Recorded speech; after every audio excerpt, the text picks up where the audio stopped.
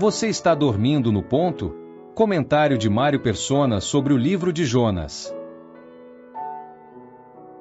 Então, ele desce, Jonas, os marinheiros aqui temeram, clamaram cada um ao seu Deus, no versículo 5 de Jonas, do capítulo 1, lançaram ao mar as cargas para aliviar o navio, né, que estavam no navio para aliviar o seu peso. Jonas, porém, desceu ao porão do navio e, tendo-se deitado, dormia um profundo sono.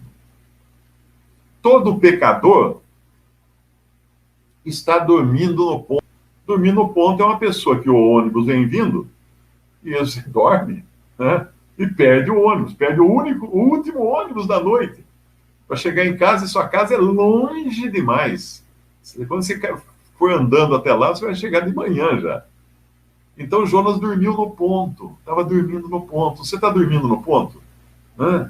A salvação passando na sua frente, na sua cara, e você dormindo no ponto. O que impede que você tome a salvação? Tome o bonde da salvação, vamos dizer assim. O que impede? O que impede? Eu sei o que impede. Orgulho. É o orgulho que impede. O orgulho, que é a última coisa que morre no ser humano, é o que impede você de aceitar a salvação de graça. De um lado, nós temos o pecado fazendo com que o homem fuja de Deus. O pecado nos leva a fugir de Deus. Do outro lado, nós temos a graça nos buscando. A graça nos buscando. E o homem rejeitando a graça.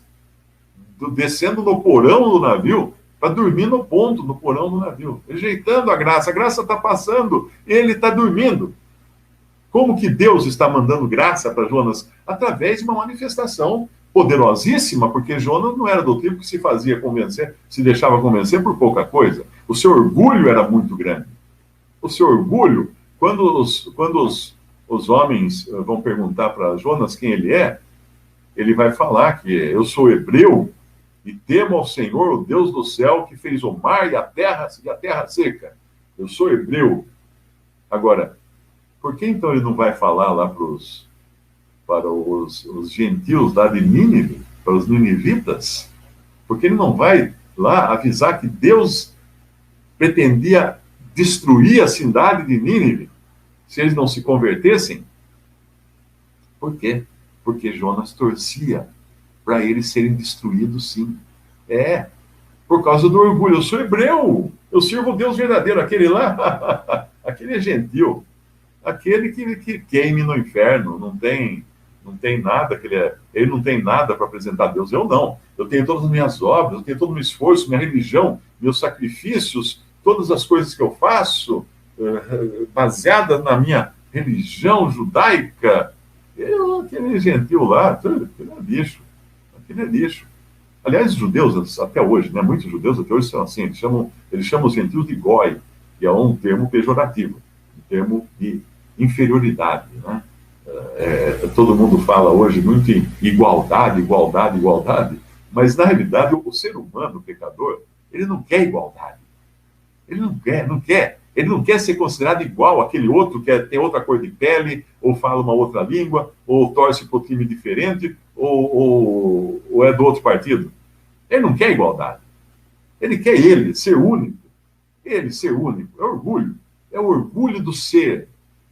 Eu sou assim. Eu sou assim. Eu sou de um povo escolhido. Eu sou isso, eu sou aquilo. Esse é o orgulho. Jonas está tropeçando no seu orgulho próprio. E o orgulho próprio vem da sua justiça própria, porque cada um se acha justo aos seus próprios olhos e não quer admitir que não é justo coisa nenhuma. Aos olhos de Deus é um pecador perdido, fugitivo, com a foto pregada no poste. Mas quem é que quer admitir isso? Ninguém. Orgulho não deixa. E aí, então, no versículo 6 de Jonas, nós vemos que o mestre do navio chegou-se a ele e disse-lhe: que tens, dorminhoco? Que tens, dorminhoco? Olha só, olha que vergonhosa a situação dele. Todo mundo preocupado com a tempestade, com o navio. Jonas nem um pouco preocupado, porque ele preferia morrer a ter que mudar de posição. É isso que ele quer. É tão forte o seu orgulho, é tão forte a sua rejeição à vontade de Deus, que quer enviá-lo numa missão para pregar, é tão forte isso, é tão grande o seu pecado, que ele prefere a morte. E quantas pessoas no mundo hoje preferem morrer do que ter que encarar a sua situação, a sua condição de pecador, e se deixar encontrar por aquele que é o único que pode reverter essa condição, reverter essa posição. Que tens, dorminhoco? Levanta-te, clama ao teu Deus. Talvez assim ele se lembre de nós, para que não pereçamos. E diziam cada um ao seu companheiro: vinde, lancemos sortes, para que saibamos por que causa nos sobreveio este mal. E lançaram sortes, e a sorte caiu em quem? Caiu sobre Jonas. Jonas foi no sorteio que eles fizeram lá. Quem é que tá causando essa onda de azar aqui no navio, essa tempestade? Caiu em Jonas. Caiu em Jonas. Então lhe disseram: declara-nos tu agora por causa de quem nos sobreveio este mal. Que ocupação é a tua? De onde vens? Qual é a tua terra? E de que povo és tu? Agora Jonas vai ter que se revelar. E nessa revelação ele mostra realmente onde estava o fincado orgulho dele. Ele fala: eu sou hebreu, ele responde. E temo ao Senhor. Temo ao Senhor, o Deus do céu. Mentiroso, Jonas, você é um grande mentiroso. Se você temesse ao Senhor, você estaria indo na missão que o Senhor colocou você. Você estaria obedecendo o Senhor. Mas porque você não teme o Senhor, é que você veio arrumar essa confusão que coloca em risco a vida, não só a sua. Você está interessada na sua, e a sua você já não dá bola mais, você prefere dormir e deixar o navio afundar com você, mas você está fazendo o quê? Colocando em risco a vida de todos os marinheiros desse navio e de outros navios em redor que estão na mesma tempestade nessa hora. Isso é o egoísmo do pecador. O pecador pensa em si mesmo. Ele nunca pensa nas consequências do seu pecado. Ele ainda vai falar assim: eu temo, eu sou hebreu, eu temo ao Senhor. Não teme nada. Que isso? O Senhor, o Deus do céu que fez o mar e a terra seca, deveria temer mesmo, porque quem fez o mar e a terra seca é maior que tudo. E assim é o Senhor realmente. É o maior que tudo. Então esses homens se encheram de grande temor, no versículo 10, e disseram-lhe: por que fizeste tu isto? Pois sabiam os homens que ele fugia da presença do Senhor, porque ele lhe tinha declarado. Ele contou para os homens que ele estava fugindo. Ele contou que ele estava fugindo da ordem que Deus dava, da presença do Senhor. Ele estava fugindo. Por que você fez isso? Olha o que está fazendo com a gente aqui. Olha a situação que você nos colocou aqui. Isso é muitos seres humanos entram em rascadas homéricas de desobediência a Deus e não percebem o dano que eles causam aos que estão ao seu redor. Não percebem. O importante é eles fazerem a própria vontade. O cara decide tomar um rumo na vida e que se dane todo mundo, que se dane família, se dane os filhos, se dane todos os outros, se for um crente, porque o crente também foge da presença do Senhor. E Jonas era um crente, né? Jonas temia Deus, temia o Senhor, mas na realidade é que ele está andando como um incrédulo da pior categoria, da pior laia. E quando é um crente, então, que age de uma maneira que traz dano, traz problemas, traz dificuldade para muitos irmãos, além da sua família, o que é isso? Você está esperando o quê? Ganhar um prêmio lá na frente? Hã? Não vai ganhar um prêmio, vai receber a mão de Deus na sua frente, vai receber a tempestade brecando a loucura dele. É isso que Deus faz, isso é graça. Deus põe a mão na frente por graça. Deus impede que a gente prossiga na nossa loucura por graça. Ele quer nos resgatar do nosso próprio pecado, da nossa própria loucura, por graça.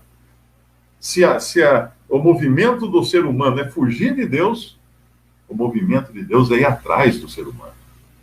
Sempre assim, desde o começo foi assim. E disseram-lhe: que faremos nós para que o mar se nos acalme? Porque o mar ia se tornando cada vez mais tempestuoso. Eles estão preocupados, eles vão morrer.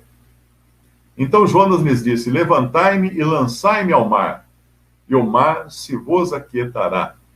Porque eu sei que por minha causa vos sobreveio esta grande tempestade. Amigo, você fez alguma coisa e por sua causa uma tempestade alcançou sua esposa, seus filhos, seus parentes, seus irmãos? É melhor você agora voltar lá atrás, onde começou essa sua loucura, e se arrepender. E receber de Deus a salvação, receber de Deus graça de restauração. É isso que ele quer de você. E não continuar nessa loucura. Mas Jonas continua. Continua, porque ele sabe que ele é o culpado e ele não se importa de morrer. De morrer. Mas aqui nós vemos que os incrédulos gentios que levavam Jonas no seu barco eram mais temerosos do que o próprio Jonas. Porque ele fala, levantai-me, lançai-me ao mar, e o mar se vos aquietará, porque eu sei que por minha causa vos sobreveio essa grande tempestade. Entretanto, os homens remavam para fazer voltar o navio à terra, mas não conseguiam, porquanto o mar se ia embravecendo cada vez mais contra eles. Eles não queriam matar Jonas. Eles não queriam sacrificar Jonas. Eles queriam voltar remando para a terra. Então clamaram ao Senhor e disseram, ah, Senhor, nós te rogamos que não pereçamos por causa da alma deste homem, e que não ponha sobre nós o sangue inocente, porque tu, Senhor, fizeste como te aprouve. Eles rogam que eles não querem ser os culpados pela morte de Jonas, o caminho que Jonas escolheu, por causa do caminho de pecado que Jonas escolheu, e agora eles vão ter que lançar Jonas ao mar. Mas eles fazem isso com grande temor e com grande preocupação, muito diferente do que fizeram os judeus nos tempos de Jesus, que não tiveram nenhum impedimento de pregar na cruz aquele que veio só para curar, veio para salvar, veio para curar o leproso, curar o cego, curar o mudo, o aleijado, alimentar multidões. E eles o que fizeram com ele? Lançaram ele na morte. Lançaram ele na morte. E agora vão lançar Jonas na morte. Vão lançar Jonas na morte. Levantaram Jonas e o lançaram ao mar. E cessou da sua fúria. Temeram, pois, esses homens ao Senhor com grande temor, e ofereceram sacrifício ao Senhor e fizeram votos.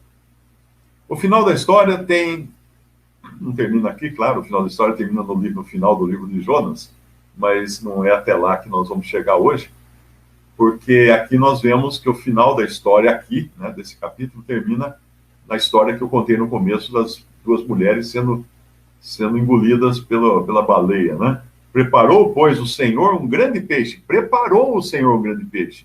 Se você é aquele que está procurando lá nos livros de zoologia, de piscicultura, sei lá que livro que você tem que achar, para ver que peixe é esse, você está indo medir esqueleto de baleia para ver se a garganta passa, não sei o quê.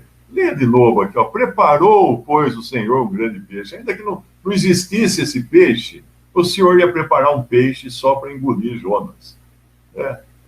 E se você é daqueles que, como eu, né, na minha incredulidade, antes de me converter, eu acreditava que esse grande peixe era uma nave espacial, que Jonas entrou na nave espacial, que no interior da nave espacial. Eu acreditava nessas bobagens, eu era ligado a ufologia, a esoterismo, a todas essas bobagens, e achava que era isso, que ele ficou 3 dias e 3 noites acomodado, né, dentro da espaçonave ou de um grande submarino alienígena que o teria resgatado do mar. Mas tudo bobagem, e se perde com isso o real sentido da mensagem que Deus quer passar. Porque aqui, Jonas lançado na boca do grande peixe, engolido pelo grande peixe, e passando 3 noites e 3 dias, 3 dias e 3 noites nas entranhas do grande peixe, isso era Deus já escrevendo o Novo Testamento.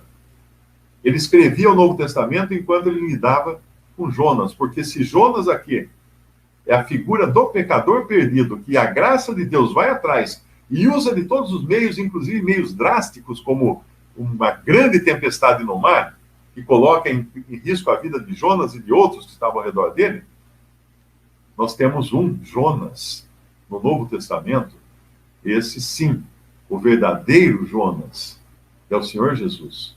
Ele não tinha pecado de si mesmo. Ele não tinha pecado, ele nunca pecou. Ele nem podia pecar. Porque é Deus. É Deus. Como é que se Jesus pecasse, quem ia morrer para salvar? Deus. Conta para mim. Se o próprio Deus tivesse pecado, quem iria morrer para salvar Deus? Mas aqui não. Aqui nós vemos que isso é Deus preparando já em Jonas uma história nova lá no Novo Testamento. O Senhor Jesus veio ao mundo sem pecado.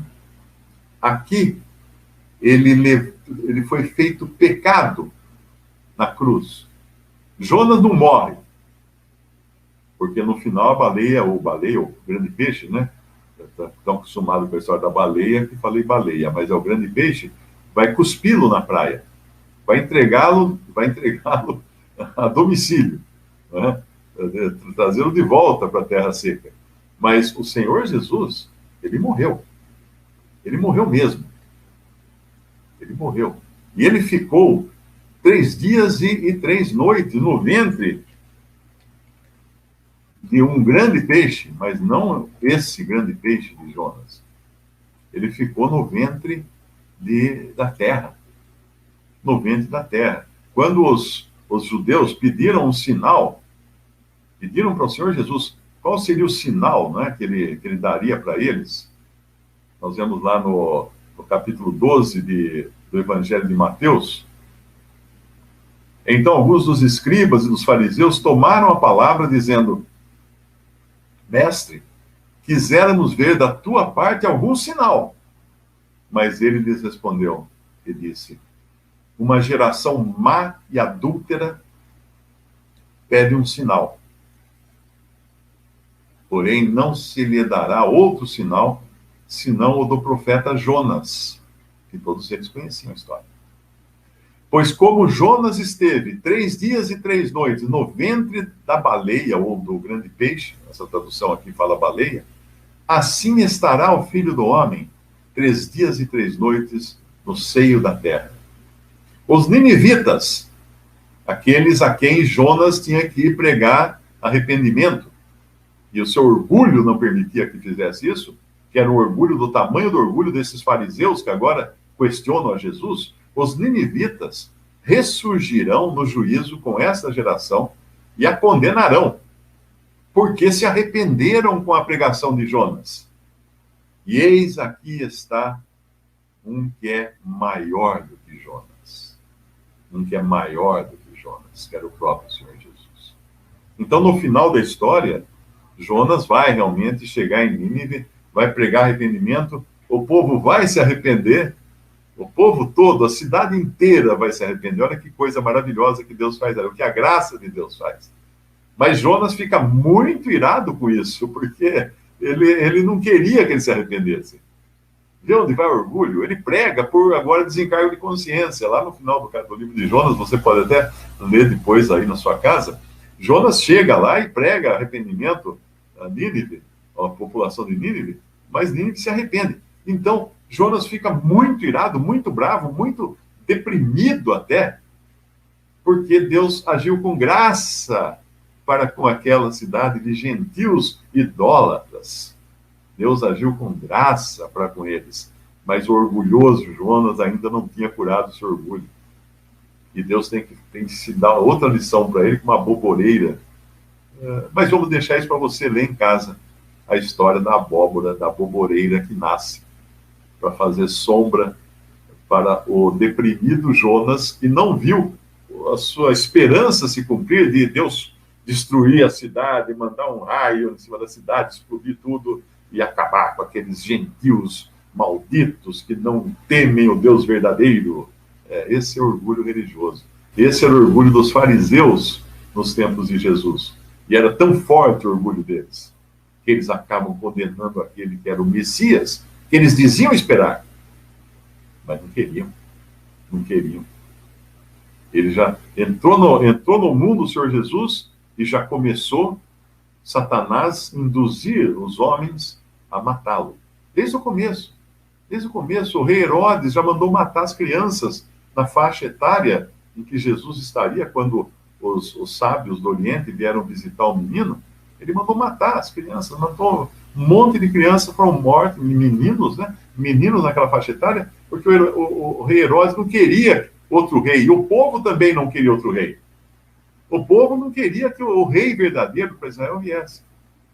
E lá na outra passagem, o povo diz assim: não queremos que este reine sobre nós, não temos rei senão Herodes, senão César, né? Não temos rei senão César. Então, meu amigo, minha amiga, se você chegou até aqui, saiba que se você está nessa carreira, fugindo de Deus, seja você um incrédulo que nunca deu atenção a Deus, nunca quis se converter, nunca creu em Jesus como seu Salvador, seu Senhor, que na cruz morreu para levar os pecados daqueles que creem, somente dos que creem. Agora é a hora.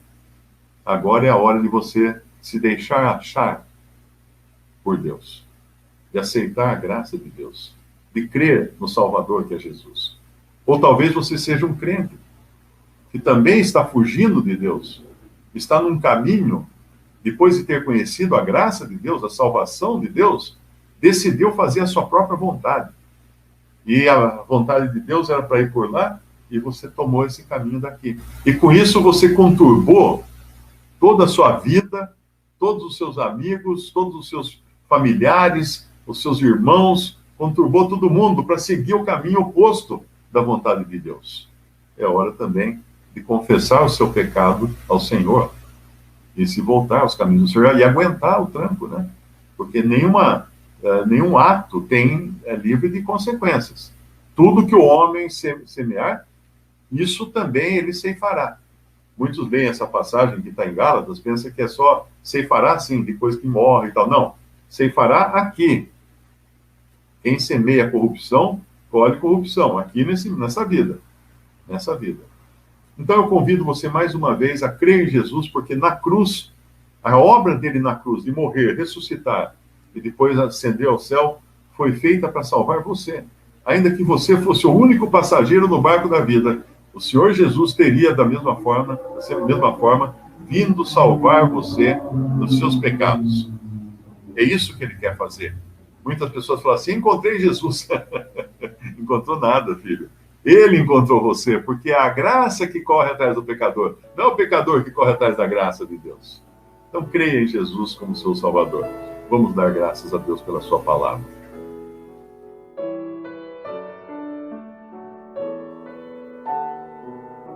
Visite Respondi.com.br.